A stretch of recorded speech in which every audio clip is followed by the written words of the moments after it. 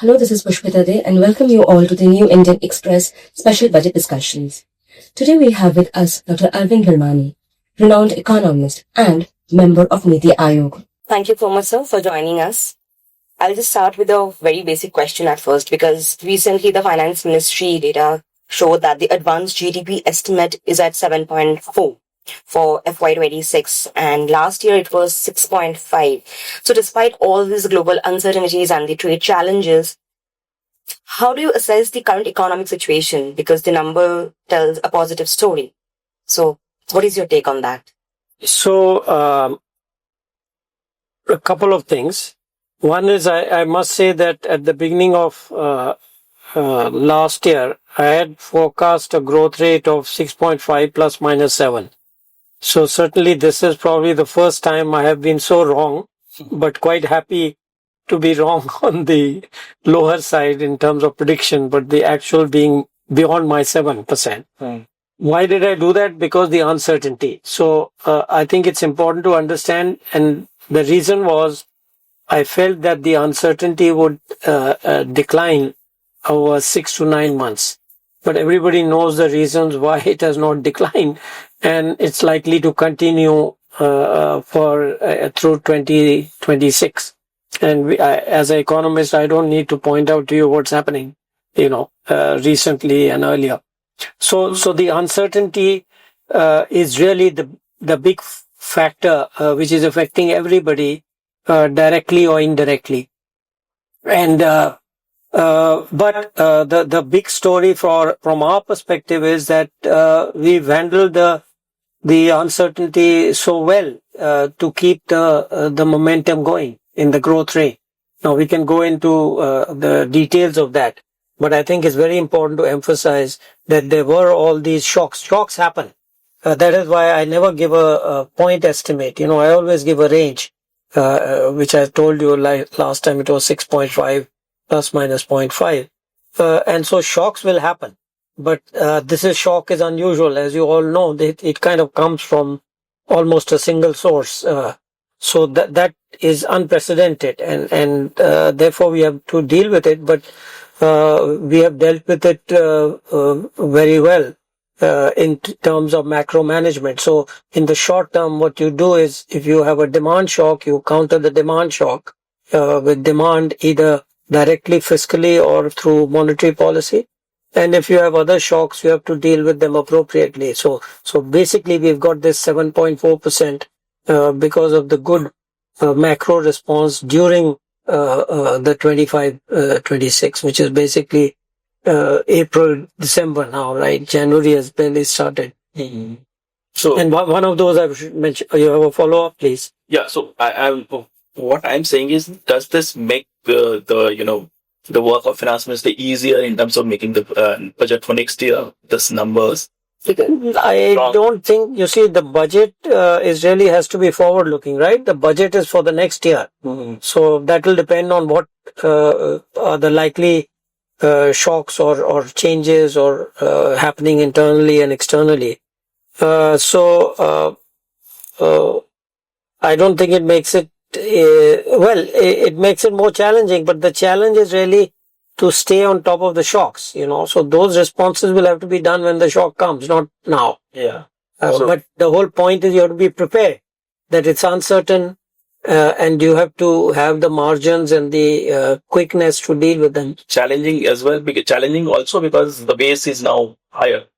No, that is always true. That's the whole nature of growth. And basically when we look at the long term, the way to look at it is in two parts. Which is what I've always done there. I am glad to see that there are some youngsters who are doing the same, which are very bright youngsters. But basically, I've always looked at it as the trend part, which you can think of as the underlying, I used to say for simplicity, but growth potential, what technically economists call the potential growth rate of the economy. I used to call it trend growth for simplifying for the common person. And over that you have fluctuations where the short-term aspects, including the shock and the macro management, come into the picture. So the important point now with the acceleration of reforms is that the underlying growth rate is also increasing. Okay, so that's the good part, which will help us manage the uncertainty a little better. Of course, we can't wish away the uncertainty. It's there. We have to manage it.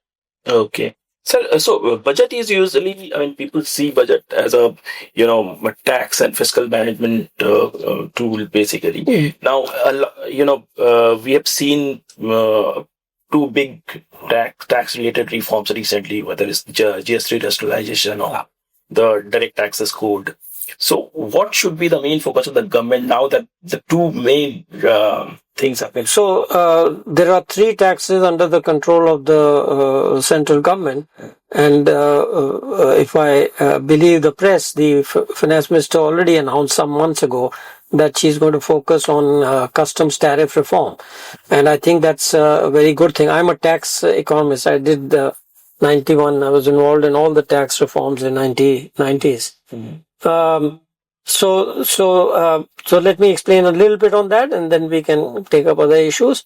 So the importance of that from my perspective in that structural context I talked about is because a good customs tariff structure will promote domestic supply chains. And why do I emphasize domestic? Because the international supply chain issue we are already dealing with through these FTAs. Okay. So, from my perspective, from an economist's perspective, that is the purpose of FTAs, to promote the integration of Indian economy, or participation. Integration was the participation which we missed out, 20, 30 years ago. Participation in international. But I think the customs duty structure is important for the domestic supply chains. So clearly that's an important aspect of the budget which one could be looking forward to. But just to again modify a little bit, besides taxes and expenditure, there's also the financial sector which comes under the finance ministry. Okay. No. So what? Apart from taxes, should there be any other areas that you think that the government should be focusing on this budget? No, I think budget is, for you recognize yourself. It's taxes, expenditures, and I just added also financial. Mm-hmm. If you recall, in the last budget, she had talked about financial regulation and clearly distinguish it from non-financial regulations. So the non-financial stuff has been going on separately, as you know. We can discuss it later. But the financial part is under the finance ministry, and she will presumably give a review of what's happened. Why that is kind of necessary or important is because some or much of it happens with the regulators, right? Because the regulators are delegated, whether it's the RBI, SEBI, etc. So some of that stuff is happening out there, obviously in cooperation or in discussion with the finance ministry. So that's always possible, because it's a joint effort. So the finance minister also may indicate things. So the capex-led growth has always been kind of at the center for the decisions taken by the government. Also, many economists have now been pointing out that the multiplier effects of infrastructure building have come down to a certain extent. So do you think the capex strategy needs to be revisited by the government, and how they should navigate that? So, a couple of points here. Firstly, Dr. Bhanu, who did the very interesting work on multipliers, I'm not sure he has said that the multipliers are going down. But so let's leave that for the time being. Secondly, before the last budget, the 3 years before that, capital expenditure increased by a large amount, 25% per annum almost, right?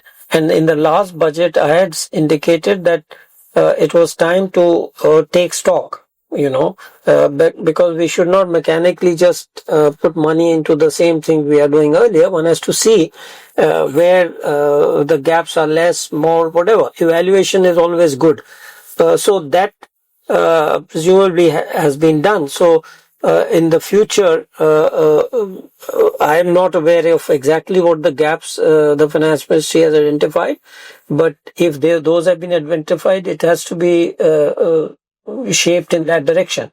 It can't be just, see, in a sense, it is a macro issue, because earlier it was more about changing the quality of the budget by increasing the capital share and not reducing, but increasing the capital share. Now I think it's more an issue of where are the gaps in public goods, in public good infrastructure, etc., and spending the money on that. Just as a proposition, you should remember, when we are talking about global uncertainty, we should not forget the uncertainty created on our own borders, right? So there are those new aspects also which have to be taken into account. Also, sir, there was a meeting with the Prime Minister and the economist at the NITI Aayog, I think last week itself. And the economist also suggested that there should be an alternative approach to delivering subsidies. For example, the fertiliser subsidy, if we look at it. So can we expect a reform in terms of subsidy or in this particular fertilizer sector? This is not a new thing, right? I have been around for, 30, 40 years. I've myself talked about it 30 years ago. Many people have said.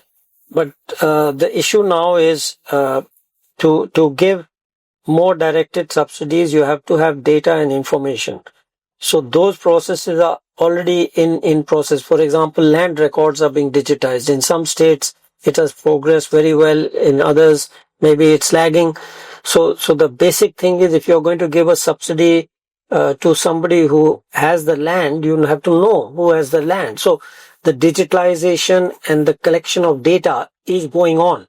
So it is not something that you just come in one day and change the thing. On the other hand, as far as I'm aware, agriculture is not my subject. My colleague here deals with it. But what I understand is that there are already experiments going on to see how the subsidy could be given directly, or the fertilizer, the implicit subsidy can be given directly to the farmer rather than being a general product type of subsidy. So that work, the groundwork is being done to my knowledge. Yeah. So gross capital formation to GDP ratio is around 31%. And recently in an interaction with the CA, Mr. Anant Nagareshwaran, he said that,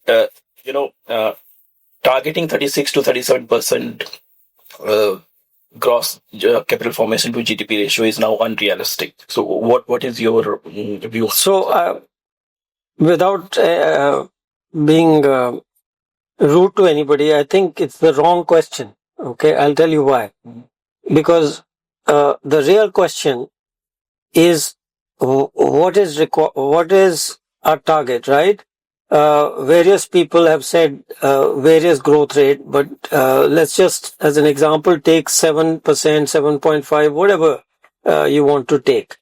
So it's really the productivity growth that is required, and for that purpose, to put it in very simple terms, if you have an ICOR of 4, then you need only 28%. I mean, 7.4, you need 28%. If you have 7.5, you need 32%. So in some sense, what you are saying is, what is the ICOR, right? Or the efficiency of use of capital, which is the productivity, right? So what we have to look at is, what is happening to the productivity? Do we need to go to 36 if the productivity improves? That is where all the structural reform comes in. That given the pace of reforms has picked up significantly, my own estimates of productivity have gone up. That is why one can predict a higher structural growth rate. And therefore, you don't need to do it in this. The old calculations are not relevant even, in my view. Okay? I don't know how this number was got, 35%, let's say. But if you take 5, divide by 5, that gives you 7% growth, right? So you're really assuming a 5%, 5 ICOR in some sense, right? So the question we have to argue is, will the ICOR be so high or will the productivity improve? And the whole point of structural reforms, what are called, I just used to call them policy reform. Everybody else prefers structural, okay. But the policy reform, that's precisely the point, that if the productivity goes up, the growth will go up. Okay. So I don't think it's necessary to argue about that 36 number. We should be really looking how to make sure that these reforms are translated into actual productivity and growth. Talking about the growth numbers and what we estimate. So recently IMF pointed out that there is a gap in the way India calculates the data, be it in terms of the GDP number or the national income data. So do you think certain numbers, particularly the GDP numbers, are overestimated? I'm sorry to say that's not how I read it, that they pointed to the critique of GDP. They just placed the GDP numbers. India is a lower middle income country. It all depends how you compare.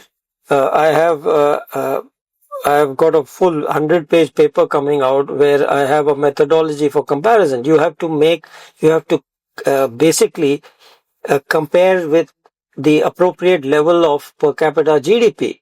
And compared to that, our system is far, far better. Okay? So if you're comparing with what prevails in high income, you can say, okay, these things are lagging. But leave that aside. What is happening, I know under the new secretary, when he came, I know him, rather he knows me from a long time. I'm an old man, he's a youngster. So he has made a systematic effort. It is not a one-off thing. Across the board, and I do deal with statistics in a way because it's an economic issue.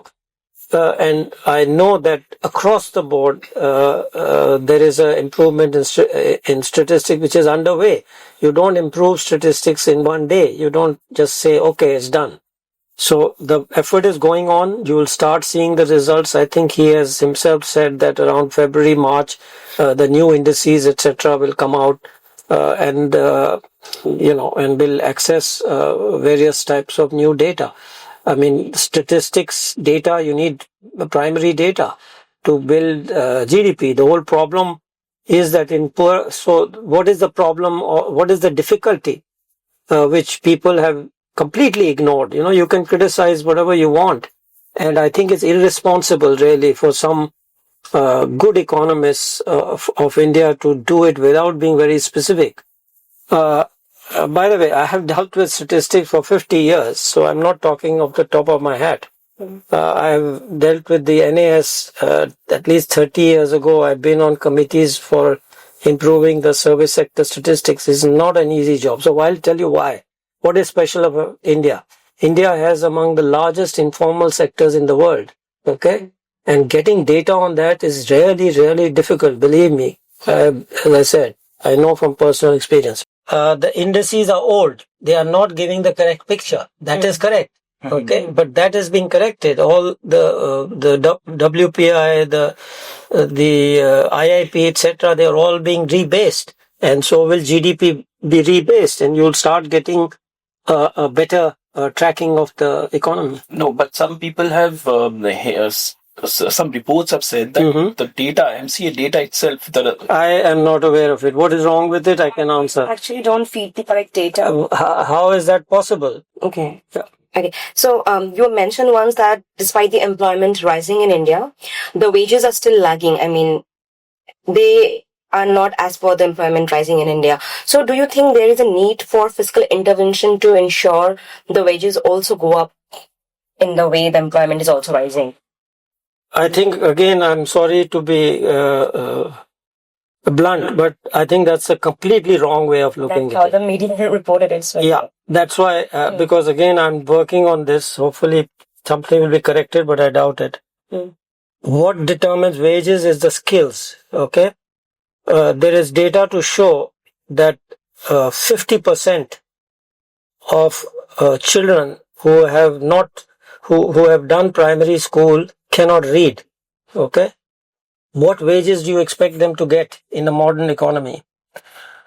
the skilling system, the amount of skilling which is happening, even for our level of per capita income, is very low. Has anybody focused on this 10 years ago, last 50 years? No.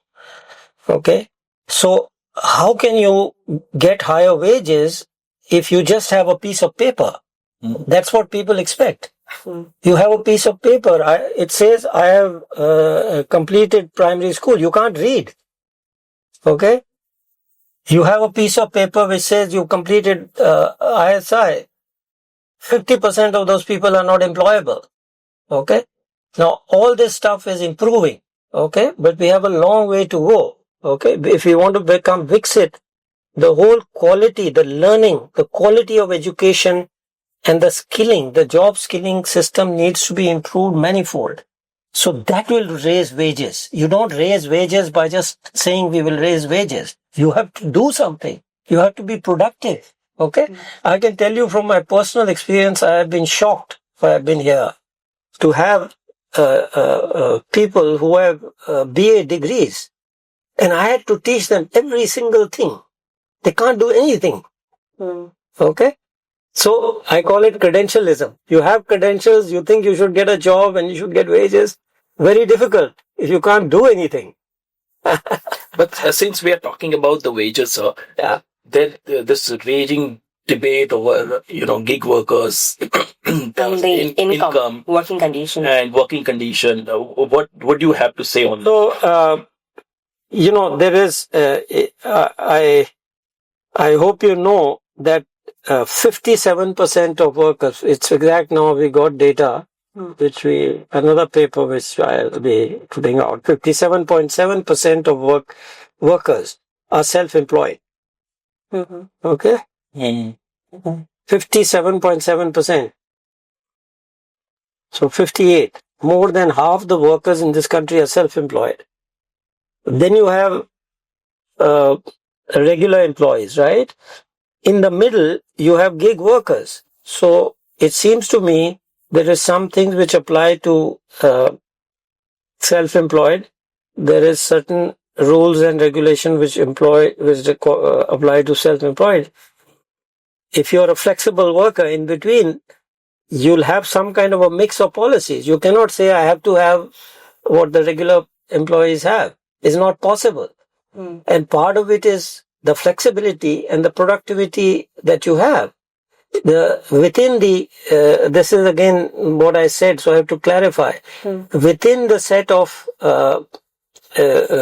self-employed, there is a segment of craftsmen which has the highest real wage growth in the country. Okay? So again, if you can do something well, that's how you get income. It's income, right? They are self-employed. It's not a wage, but in our terminology, we don't distinguish. We all call it all a wage, but it's income. Why are you getting the income? Because there is a demand for handicrafts. They're craftsmen.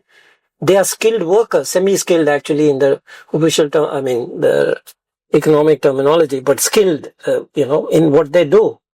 So, that's the difference. If you have a credential, like a BA or something, if I remember the number correctly, only 54% of BA holders are employable. 46% are not employable. Here is a guy with skills. He's doing a great job. His wages are going up. So it's skills. It's learning outcomes and skills. I'm sorry to be a little passionate about this because I'm finding it hard to communicate to everybody. I don't mean... They're just not understanding. It's a tough job. I've been at it for two. By the way, let me not exaggerate. The government has a whole bunch of programs. Vishwakarma, and so on. There's a whole list of them. But you cannot do skilling and education from the top. All we can do at the center is to nudge the states, to nudge the local. It has to happen at the local level. Right. And it's still not really the structure. There is not enough appreciation. This is I call it the pyramid. Okay? You will see all this in my paper. I call it the pyramid of education skilling. You have to build the pyramid from below. Okay. Okay? Everybody's talking about the top. AI, quantum, everybody wants to be at the top. But you won't be a developed country unless you build from here. Okay. So since you said that 58% of Indian workforce is self-employed, how do we compare with other developing nations? There's no comparison. I mean, I haven't even bothered to compare because the next level may be 30% or lower. I mean, it's just but do you think it's a issue? It's concerning that 58% of no, the result, the implication is we've got to skill them. You've got to have basic education. We talk about casual labor. Those are that 50% who can't read. What do you expect? Right. Sorry, I'm not talking to you. I'm talking to your audience. Of course, okay? Yeah? I'm talking to your audience to understand. Okay? That unless we understand this, we don't have inclusive growth. I'm concerned about the bottom of the pyramid, but not in the usual leftist communist way. The key to it is the basic education and skilling. That is how you become developed. Not by giving high wages to a small set of workers. Of course, that will also happen. We have to spend on R&D. We have to do all those things. But everybody thinks of the top. Nobody thinks about the bottom. Again, not nobody, I'm exaggerating to try to communicate the audience. There are tons of schemes. I have a whole list of them there. But I've gone down and seen it on the ground. And it has to be done on the ground now. I mean, we can have 100 schemes on top. And there are some very good ones, like Diksha, etc. They're good schemes, they're good platforms. But it's the realization at the bottom which is still missing.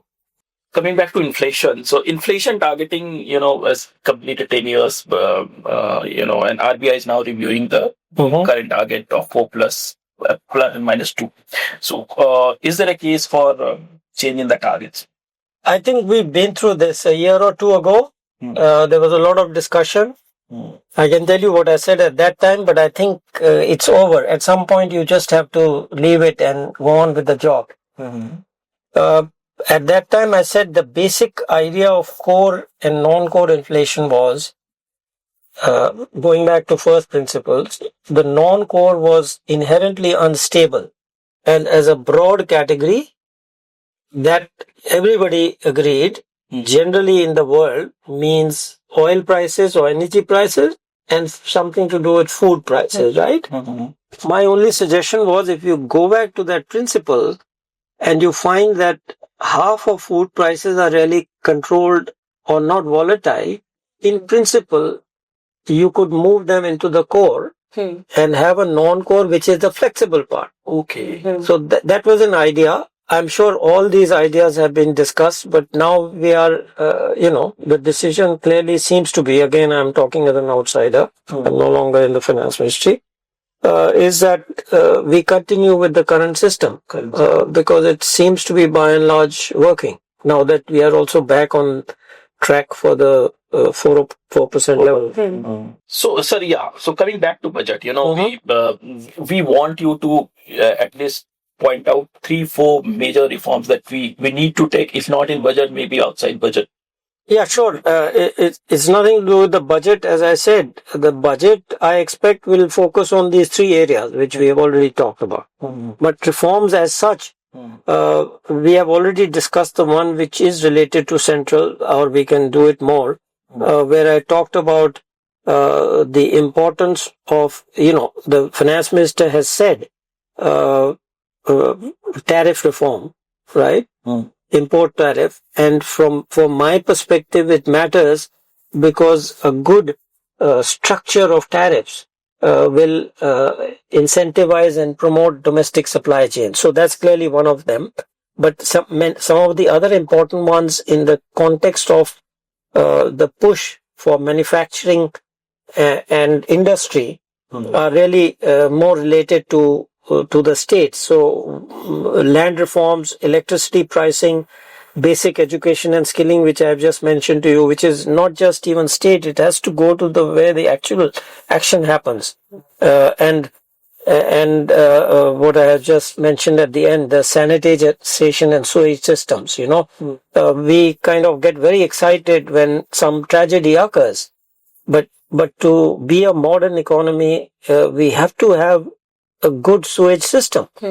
I even remember, 20 years ago when Mrs. Sheila Dixit was visiting. At that time, we should have a planning commission, and we used to discuss plans. I asked her, why don't you do this? Why don't you take up one area of Delhi each year and change the complete underground stuff?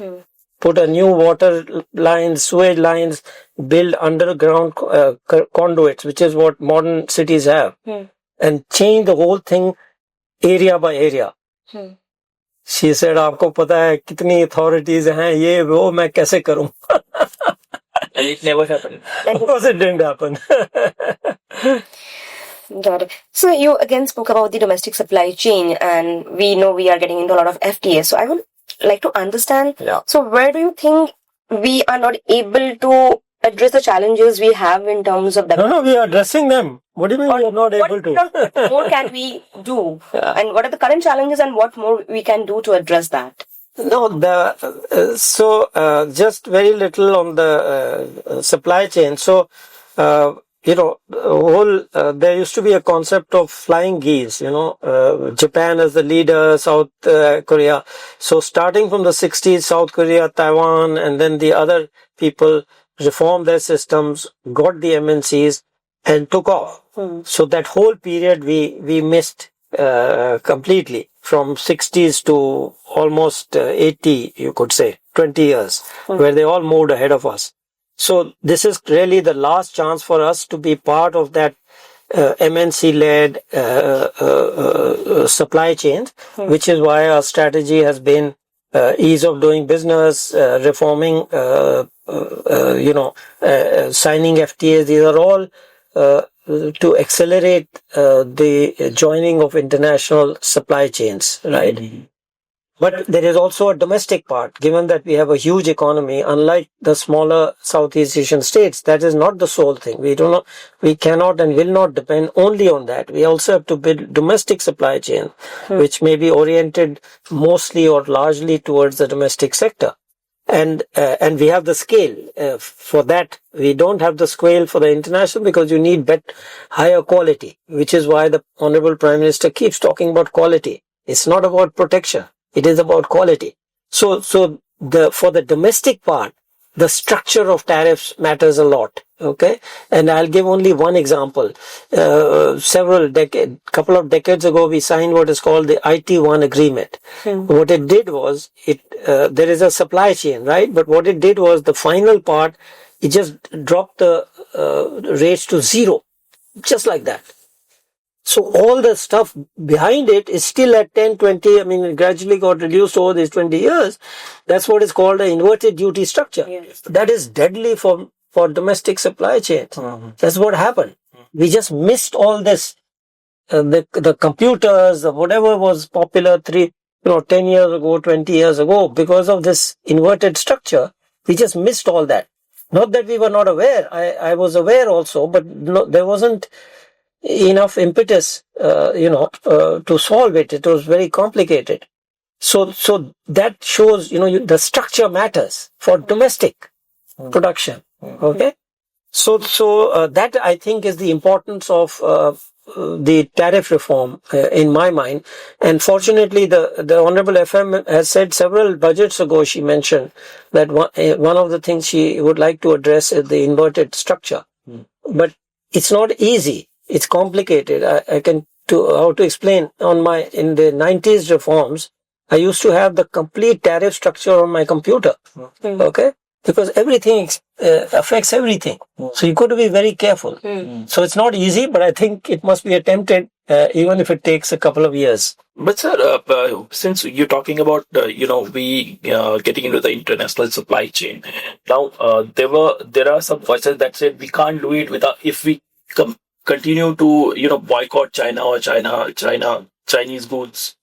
What's your take on it? So, you'll now see, I was surprised to hear Fareed Zakaria I think a few weeks ago, giving the example of the mobile chains. He said people couldn't do it. We can't find alternative supply chains. Here is India. These are his words. From start to finish in 3 years. It's an incredible achievement. It can be done. Despite roadblocks put by who. It's happened. It can be done. It just requires will. You got to have the policies. You've got to be positive. You have to have the states who want to build, the base to create the jobs on the ground. One of the most encouraging things about this for me is I have visited a number of factories which are part of the supply chain, and I think I don't remember the exact number, but 70 to 85% among these 2 or 3 of their assembly workers are women. So that's the collateral benefit, if you want to call it, or the direct benefit. So what do you think would be? We know what we are going through in terms of the international trade and overall import and export. So if you could just point out what are the changes you think should be made in the budget, or what new measures government could come up through the upcoming budget to help the exports grow, because a lot of countries have taken several anti-free trade policies in terms. See, again, I think the credit measures relevant to your question have already been announced. Okay, export credit and the subventions, etc., have been announced. I mean, if there is some fine tuning that may happen in the budget, but I really don't think these are things one waits for the budget. I mean, if there is a issue which you have to address, remember when I said if there is a shock, you have to address it. Okay, you can't wait and say, oh, मेरी 6 महीने बाद budget आएगी उसमें डालूंगा, right? That's the good management which I mentioned. So if it is needed today, you have to do it today. You don't say I'll wait for things. On the other hand, reform is always under your choice, right? But even in this case, that, as I said, that there is I think I can't do better than to quote the Prime Minister. He said, Viksit Bharat is our star, the lodestar, which we call, right? I'm interpreting his words. I mean, I'm not that fluent in Hindi. I understand, but, and Viksit Bharat is our lodestar, and the reform express has taken off to reach that goal. So reforms, really, I think the message, my final words, I think the message is 100% clear and very encouraging to a person like me who spent his whole life trying to do reforms, and that the Prime Minister is really committed to make sure the reforms happen, and the reforms which promote inclusive growth to get to that Viksit Bharat. Thank you. Thank you so much.